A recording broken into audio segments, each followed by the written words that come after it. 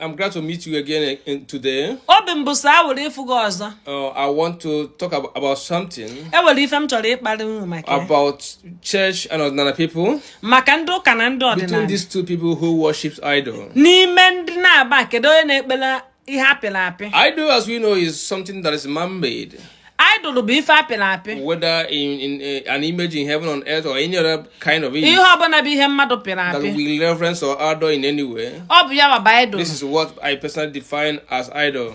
Now we will start this question by visiting the Bible. The Bible said in the Exodus chapter 20 verse 4, you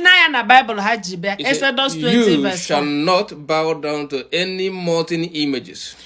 Bible has the gap when you say na where you for whether molten or graven images, you shall not bow down to them. Whether it be of any images in heaven, on earth, under the waters, as long as it's an image of somebody,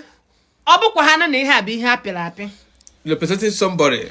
Whether it is Jesus, whether it is Mary, the Bible says you shall not bow down to them or reverence them. Bible says Now I want to know, why do we have cross?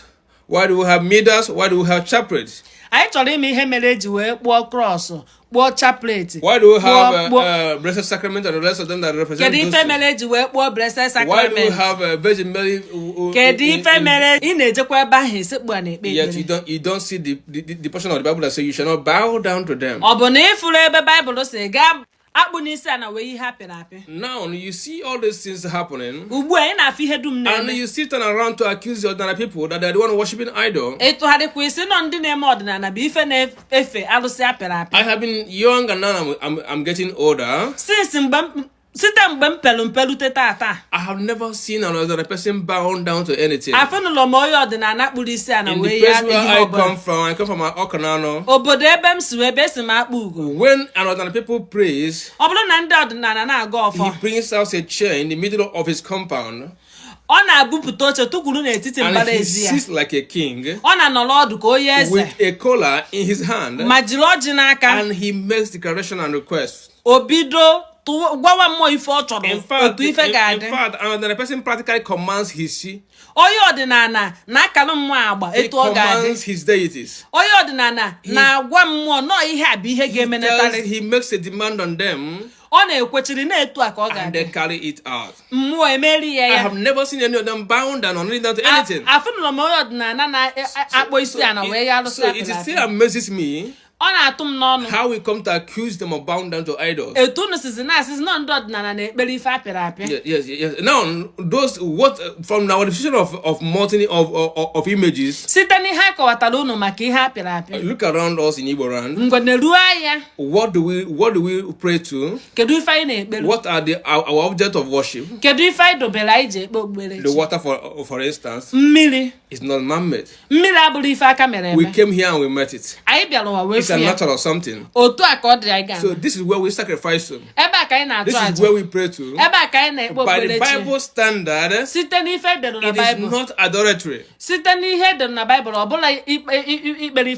Okay, go to Akpo Kalete. You will also see that it is you will also see that it is not man-made. This is a natural tree that grew on their own, and it's from Chukokike. There is no human hand in these things. So where then are you bringing that very notion that Ọmenala worships idol? Okay, talk about Ungu. Talk about the stones of objects of worship. Are you the one that made stones? That we don't even bother to all these things. And it's just a point of sacrifice. But the church people, will now be doing all these things and she turn around to accusing Ndi Ọmenala. Now, I want to let you know that even the Bible actually emulated Ndi Igbo. achọrọ m ka ị mara na Bible yochetere ihe n'ebe ndị Igbo nọ. They copied us. Ha yochetere. They copied our way of life. Ha si ebe anyị nọ wee mụta. Our culture is in the Bible. Ọdịnala anyị, omenala anyị dị na Bible. For example, in my village, ka mmarụ ga-atụ. Whenever we do sacrifice during the Aju festival or whatever it is called in our village, ọ bụrụ na anyị na-achụ aja mgbe eji eme ajụ, or any kind of sacrifice we made in those days, ụdị aja ọbụla anyị na-achụ mbọsị gboo, we use the feeders of that. For example, you kill a fowl. ọ bụrụ na igbuo ọkụkọ, you put the feeders of that fowl inside the blood of that fowl. Ị ga-ewepụ ugbo n'ọkụkọ and use it and place it on the doorpost of your compound. Ifopụ ugbo n'ọkụkọ a metụ n'ọbara ya, idobe ya na dog. The doorpost of the compound, the gate. Idobe ya na gate. You use it as anybody that passes by will know. Onye ọbụla na-agafe ga-ama. That something has happened here today. Na o nwere ife mere ebe a. That the sacrifice was made in that.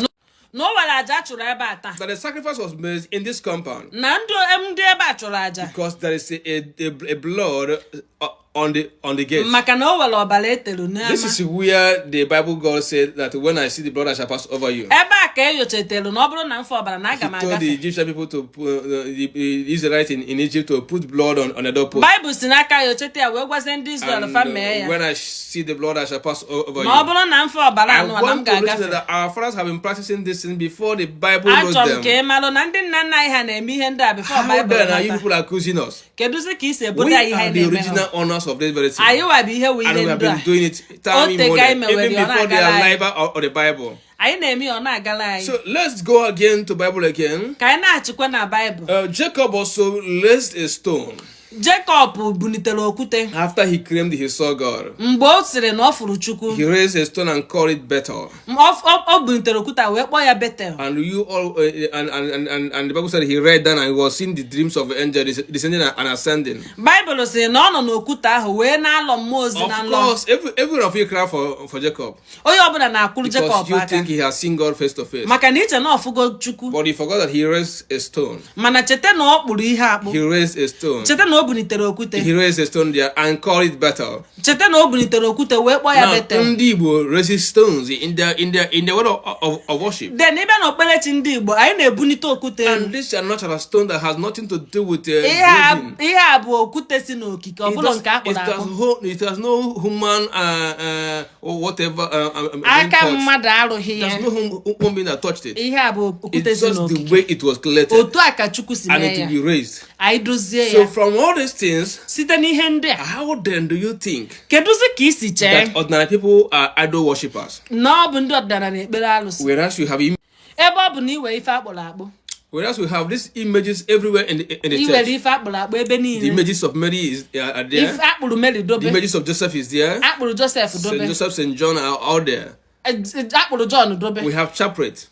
Iwere chaplet. And your Bible. Iwekwuru Bible. In Exodus chapter 20 verse 4. Bible wee sị gị na Exodus 20 verse 4. You shall not bow down to these things. Akpụ na isi ana wee ife apịrị apị. So you even disobey your own Bible. So ị na-enupụrụ Chukwu gị isi. Where then do you get the effrontery, the God to come and accuse ndị ọdịnala? Kedu ebe isi o wetazi agịrị ma iji atụ anyị aka? Whereas you have not even kept your own bargain of the Bible. Ebe ọ bụ na ihe Bible sị na ikweghị eme. You're not obeying the scripture. Ikwere eme ya. You carry rosary. Chaplet. You carry a lot of them saying you keep your house. Ife aka mere eme. I see even big men of God putting it as they're doing program. Afụrụ m ndị amụma God nwere afa ebe fa dobere ebe. They put it by the side and I wonder if they actually read their Bible. A dobere ya n'akwụ m na-ajụzi ndị a ọ na-agụkwa Bible fa. And you dare have the God to accuse ordinary of worshiping idols. I wee wee ọnụ nshi ji ekwu okwu maka ndị ọdịnala. There's nothing on earth that will be like ordinary. O nwere ife dị n'ụwa dị ka ọdịnala. So between church and ordinary. So site ịtụnyere ụka na ọdịnala. You can now know who is worshiping idols. Ị ga-ama onye na-ekpere mmụọ ihe You can now know who has the reality. Ị ga-ama onye ji eziokwu. Ordinary is the way. Ọdịnala bụ eziokwu. Ordinary is the truth. Ọdịnala bụ eziokwu. Ordinary is life. Ọdịnala bụ ndụ. Outside ordinary, what you see is deception. Outside ordinary, what you see is arranging. Outside ordinary, what you will see is deception at its highest order. If you are still out there and they are still using your brain, it is time to think home. It is time to do 1 + 1. I'm going to come home. Because Because these people have wrecked your brain. This age-long mental slavery must stop. Every day that I will brainwashing you, today must come to an end. Come back to Ọmenala, and you see the difference. May Chukwu bless all of you.